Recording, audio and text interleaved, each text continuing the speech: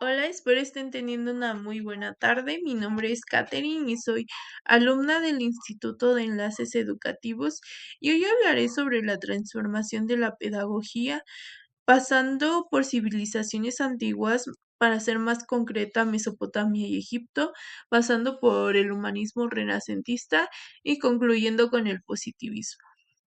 Para comenzar, quiero decir que en cada uno de estos temas que ya mencioné se me asignó un cuestionamiento.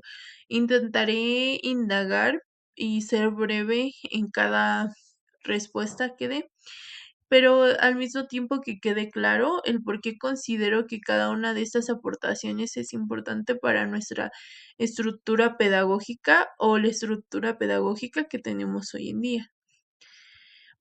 La primera pregunta es, ¿de qué manera los ideales formativos de las civilizaciones mesopotámicas y egipcias influyeron en la estructuración del pensamiento pedagógico y la educación en sociedades posteriores? Ok, los ideales principales, o los más importantes, por así decirlo, es, por ejemplo, el desarrollo de la escritura, porque en estas dos civilizaciones se empezó a desarrollar la escritura de una manera formal, aunque a un inicio era algo más sencilla, por así decirlo.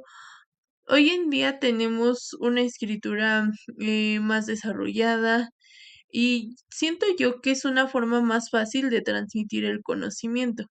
Más aparte, como segunda aportación tenemos a los escribas, que eran las personas encargadas de transmitir el conocimiento.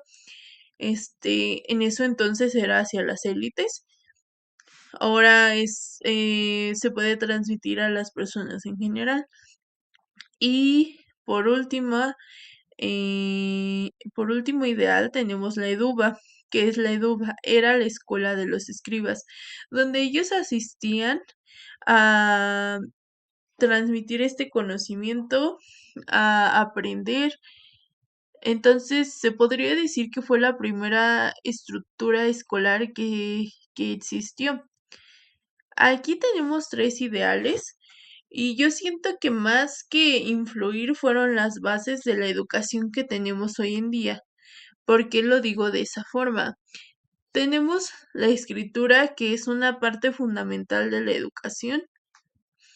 Tenemos al escriba, que por ejemplo hoy en día sería la figura del educador, del maestro, del pedagogo, del profesor.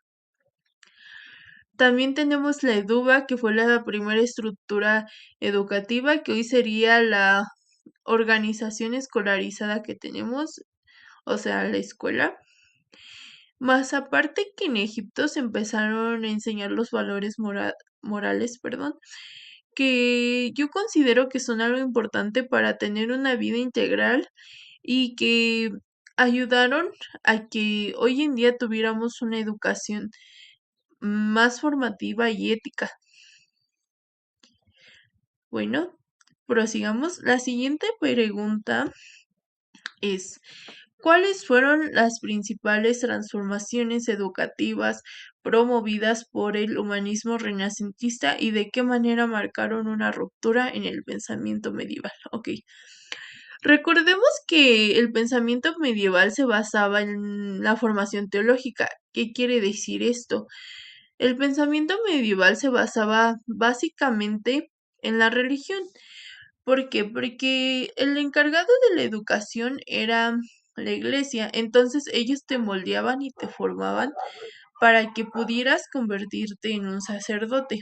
En el caso de los hombres, porque recordemos que a las mujeres, durante mucho tiempo se les impartió la idea de hacer solo labores en su hogar.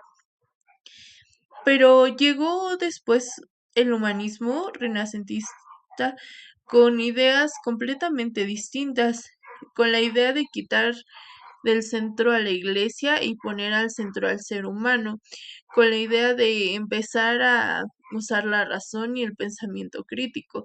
Entonces, las personas se empezaron a cuestionar si realmente les iba a servir la información que se les estaba transmitiendo por medio de la iglesia, el por qué la iglesia no te dejaba leer textos originales y el por qué tenías que creer lo que ellos te decían.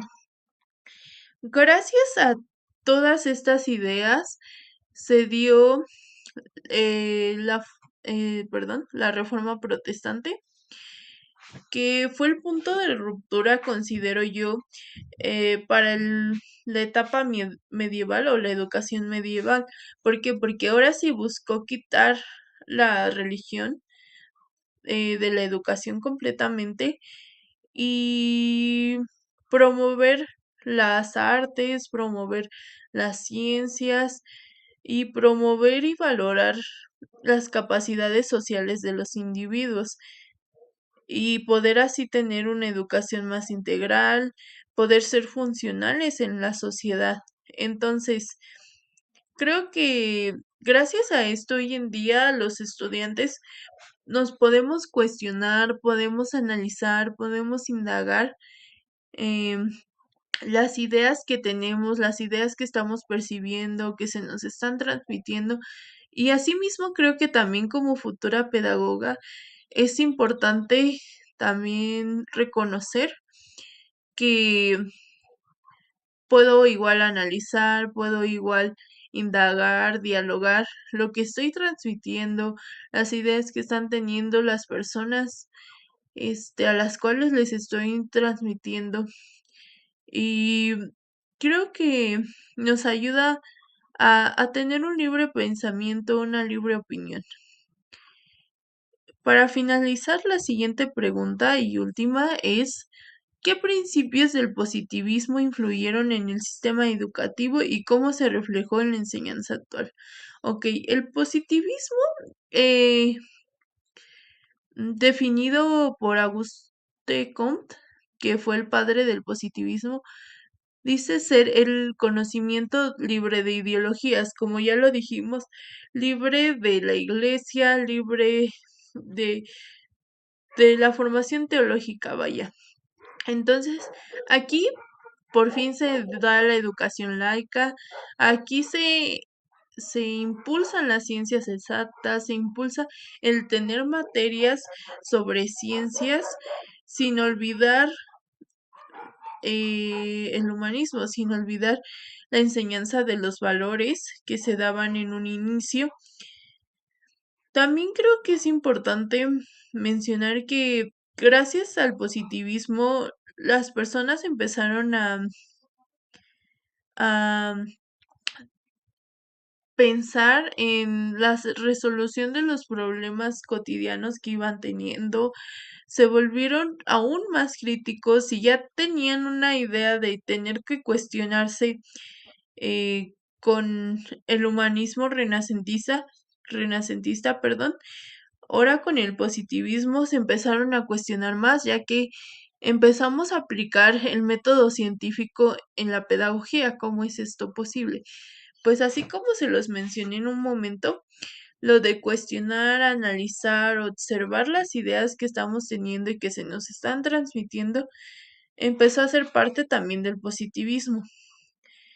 Un punto que quiero mencionar aquí son las evaluaciones cuantitativas, porque yo creo que son importantes para ver cómo va el proceso cognitivo de las personas que están percibiendo el aprendizaje. Un ejemplo de este tipo de evaluaciones sería, por ejemplo, un examen, las rúbricas, las calificaciones, todo eso me parece relevante para saber si realmente estamos llevando un buen proceso de percepción y si realmente estamos aprendiendo lo que se considera importante. Finalmente, para concluir, yo quiero dar un pequeño análisis. Siento que como futura pedagoga, el poder analizar e informarme sobre estos temas es importante porque cada una de estas etapas dio aportaciones importantes para la estructura educativa que tenemos hoy en día. En un principio tuvimos la base de la educación y los siguientes dos temas fueron el desarrollo del por qué Debemos de ser individuos pensantes, críticos, razonables, sin olvidar nuestra formación, sin olvidar nuestros valores. Entonces, creo que todas estas contribuciones han fortalecido el vínculo de enseñanza-aprendizaje, así como el vínculo que como pedagogo, como educador, como maestro, como profesor, podríamos tener con nuestros alumnos. Para terminar, quiero agradecer por ver este video.